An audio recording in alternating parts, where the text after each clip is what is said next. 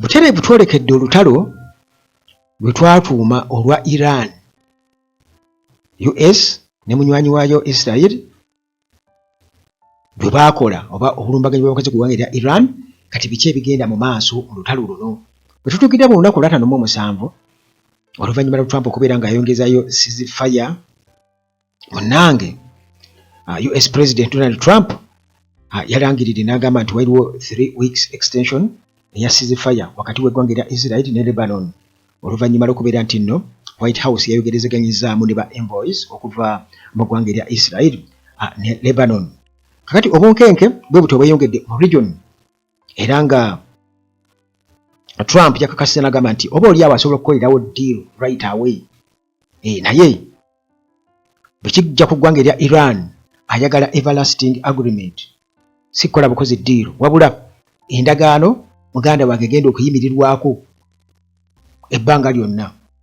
Kakati obulumbaganyi bw'eggwanga erya Israel kigambibwa okuba nti bwe bakoze ku maserengeta ga Lebanon bwasse abantu 3 era ate ku sayidi endala Tehran kati tuli ku ggwanga erya Iran bano banenya Washington okubeera nga egezaako okukeereyesa enteeseganya era bano nti bakikola kalyonso nga bwe bagezaako okubeera nga bateeka blockade ku myalo, bagezaako kuziba emyalo gya Iran nti mu kugezaako okubeera nga oba oliawo bagipondoosa nti ako bakalabye kakodyo kaabwe. Kakati mu bulambulukufu kati ntandise okubeera nga nkunokolerayo ebyo munnange byolina okubeera nga omanya mu Middle East ebigenda mu maaso wakati mu lutalo. Ebiragiro bya Trump ku mukutu gwa Hormuz. President Trump bw'atyo yagambye nti US esobola okwonoona mines zonna eziri ku mazzi aba Iran ze baatega ku mukutu guno nti esobola okuziggyawo zonna ezo zibbulowinga tekirina buzibu era nti bo bagenda kwongera okubeera nga bateekawo pressure ku ggwanga erya Iran okusobola okubeera nga eggulawo omukutu guno ogw'amakulu ennyo so nga ate n'amagye ga US nagwo bwe gatyo omukutu gwe gumu nagwo baaguziba bo bennyini nabo kwebali kati blockade muganda wange ne US yagyeyungako Iran yakola blockade eyaayo ne US nayo nejja neyongerako eyaayo naye nga bano bakikola nga baagala bali bamale okukkiriza nti omukutu oba oli awo gukozesebwe kubanga Iran yali nga etwalayo oil n'etwala gyeyagala amaato gaayo nga gatwala kati amaato ga Iran gonna n'emyalo bwe gityo ne gibeera nga byonna US yabiziba. Kakati abatunuulizi bagamba era nga wano omu ku batunuulizi ayitibwa Hassan Ahmadian yagambye nti US okuyingira mu Hormuz nti oba oli awo takiraba nga economic siege nti tekigendererwa kyayo si byanfuna kuziba byanfuna naye nti bano baagala okubeera nga bafuna ka time okusobola okuddamu okusaka amaanyi amalala be repositioning baddemu bakole round endala mu kukuba eggwanga erya Iran nti bayinza okuba bakozesa kakodyo kano akokuteekayo blockade ku mukutu guno ogwa Hormuz nga bwe babayinga time bwe bagula obudde okusobola okukola round endala ku ggwanga erya Iran. Abakulembeze mu ggwanga erya Iran basambajje embeera US gye yeesibako nti already tebakyakwatagana era wano president wa Iran Masoud Pezeshkian okukosa speaker wa Iran mu parliament Muhammad Baga Galiba okukosa n'akulira esiga eddamuze erya Iran Ghalam Mohseni Ejei bano basambaze ebigambo bya Trump nti waliwo enyaafa internal rifts mu ggwanga mu bakulembeze aba Iran tebakyakwatagana. Era bano okusinziira ku bubaka bwonna obuvudde mu bano nga bw'obawulidde mu bunene bwabwe kiba kitegeeza nti Iran obukulembeze bakakasa nti bakyali kimu. Kakati era munnange abatunuulizi bagamba nti Iran eyinza okubeera nti bino ebya blockade ebya US okuziba emyalo gyayo n'okuziba omukutu guno ogwa Hormuz kiyinza okuba nti kigenda kukosa ggwanga lya Iran. Era eyali US ambassador Bahrain Adam Ereli ono agamba nti Tehran neetegefu nnyo naddala bwe kijja ku nvumbo oba sanctions nti esobola okutereka n'okutunda amafuta ng'ekozesa alternative means. Basobola okufuna amakubo amalala mwe batundira amafuta gaabwe n'okugatereka, basobola okugatereka ne bagenda nga bagatunda mpola mpola. Kakati n'alabula n'agamba nti pressure campaign eno US gyetadde ku ggwanga lya Iran nti Iran esobola okubeerawo n'egyawutulastinga. Kakati kiba kitegeeza nti obugumiikiriza ba Trump kubanga abaye abala n'aga nti singa tubazibiikiriza ebbanga bwe riti bajja kupondooka nti bano basobola okukozesa amakubo amalala sanctions envumbo nezitabakolako kiri awo. Kakati Trump n'abeera ng'ali mu kattu nti public support neekenderera ddala era foreign policy goals ze nezikolayidinga ne domestic political realities mu ggwanga erya America. Ebintu ne bimutabukira kubanga Iran already yijja kuba yakisalidde eddagala. Kakati munnange bwe tugenda ate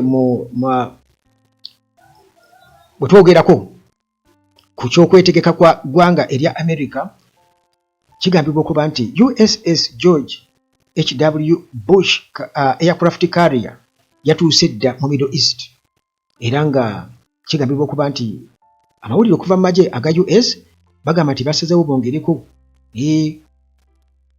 basazeewo bongereko ku maato amalwanyi oba oliawo nti kibayambeko n'ennyonyi ne bazongerako. Kati amaato bagongeddeko mu region gali 3, amaato bagongeddeko mu region gali 3 okusobola okubeera nga munnange beerinda.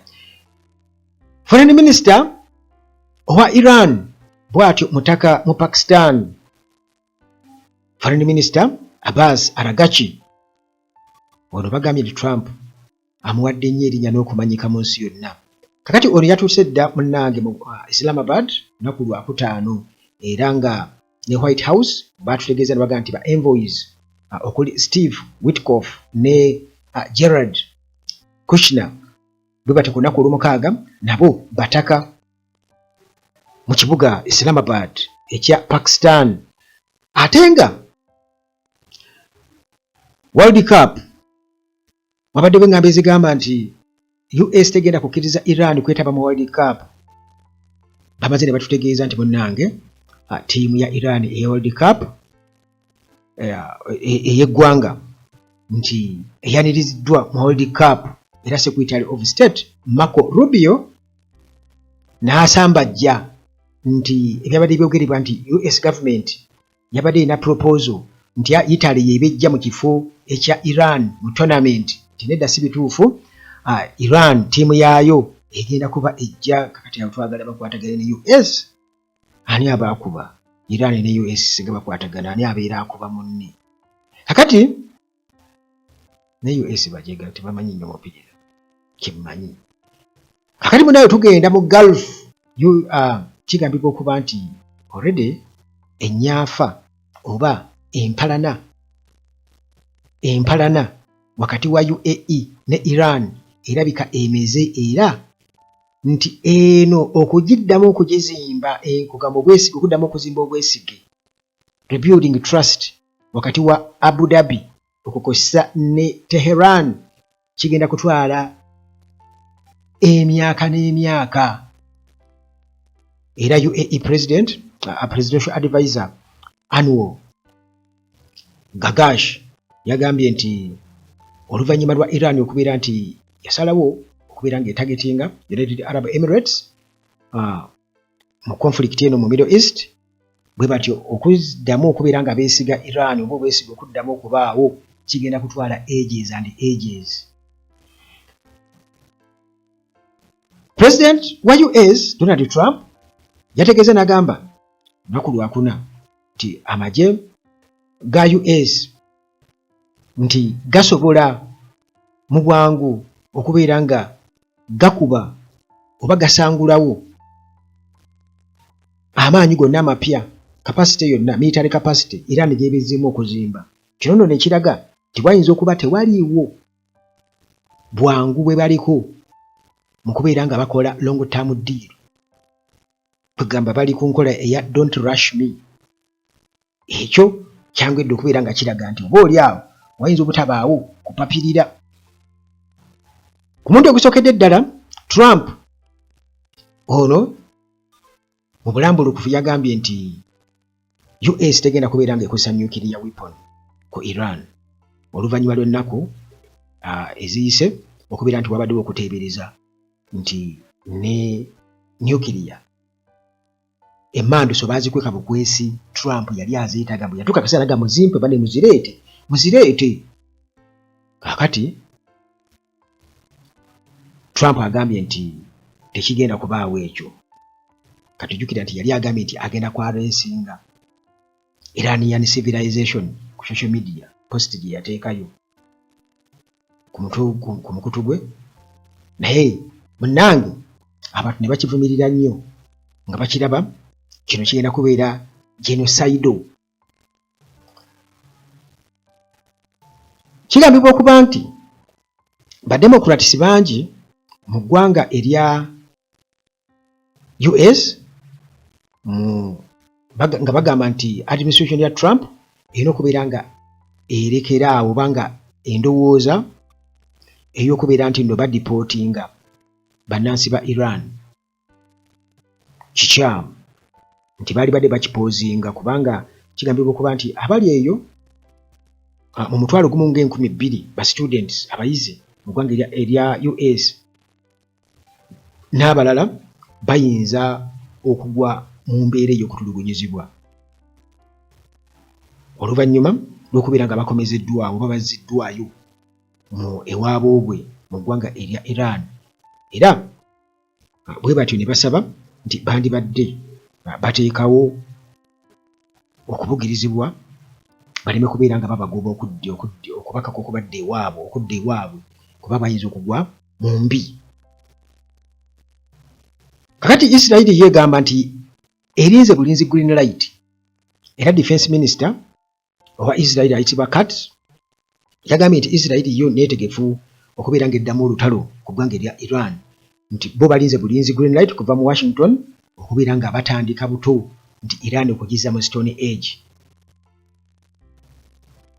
Kakati bano naye nga beegaanye ate okuba nti baakoze obulumbaganyi ku ggwanga erya Iran nga AFP bwe yategeeza ku lunaku olwokuna nti air strikes nti zaakoleddwa ku ggwanga erya Iran oluvannyuma olw'amawulire aga Iran okubeera nga galaga nti air defense systems already bazidde okubeera nga baziactivatinga ku kibuga Tehran. Kati n'ebirala bingi nnyo wano Netanyahu ono ku kansa we ndowooza bwe tuba tutunulamu ate tumalirize ndowooza. Kakati Netanyahu ono Prime Minister wa Israel Netanyahu yagambye nti yamaze okubeera nga ayita mu sajjale eya obujjanjabi obwa kansa successfully, mbu yabadde ali ku bujjanjabi mbu early stage eza prostate cancer mwabadde mwembeera mu bulwadde mubadde nga afunyeko obuzimba obutonotono obwalabibwa nga butandise mpola mpola oluvannyuma lwa routine check-up ye. Kati omusajja ono aweza emyaka 76 bw'atyo yategeeza n'agamba nti yasaba amawulire galeme kubeera nga bifulumya akagamba nti gabikwatirire okumala emyezi nga 2 kubanga ekyo kyali kiyinza okubeera nga ate kireetawo okutabulwatabulwa kubanga olutalo lwali lunyinyiitidde nga ayagala lusigale mu heights ezo. Kakati bw'atyo n'agamba nti badireyingemu nti era delay yali intended okubeera nga bapreventinga more false propaganda against Israel. Katagala amawulire ga njwanjwe kubeera nga gasaasaanyizibwa, n'asaba bannamawulire byo temubyogerako, naye already yatukwasiza n'ogamba nti yali ali ku bujjanjabi bwa prostate cancer mu early stage y'obulwadde obwo, naye bw'atyo yasobola okubeera nga asimattuka. Kakati n'ebirala bingi nnyo muganda wange,